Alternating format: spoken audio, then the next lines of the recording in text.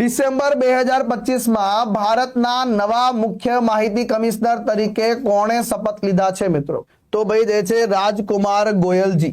જો પ્રવીણ સૂદ શું છે ભાઈ? તો આ સીબીઆઈ ના હેડ છે સર. આર વેંકટરમણી કોણ છે ભાઈ? Attorney general.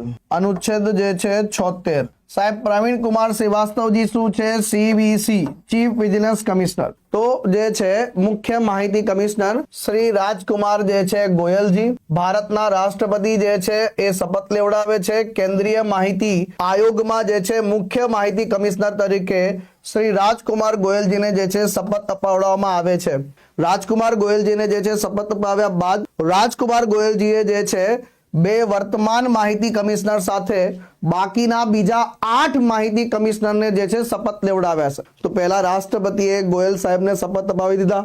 ગોયલ સાહેબે જે છે પછી બીજા 8 ને શપથ અપાવ્યા. હવે જે છે સાહેબ પહેલી વખત ચીફ ઇન્ફોર્મેશન કમિશન જે છે એમાં પહેલી વખત સંપૂર્ણ ફૂલ સ્ટ્રેન્થથી કાર્ય કરી રહ્યું છે ભાઈ. એટલે કે ટોટલ મેક્સિમમ જે છે સાહેબ સીઆઈસી ની અંતર્ગત એક સીઆઈસી ચીફ ઇન્ફોર્મેશન કમિશનર અને મેક્સિમમ 10 માહિતી કમિશનરની જોગવાઈ છે. આ પહેલી વખત બન્યું છે કે જ્યારે આ ફૂલ સ્ટ્રેન્થ સાથે જે છે કાર્ય કરશે મિત્રો.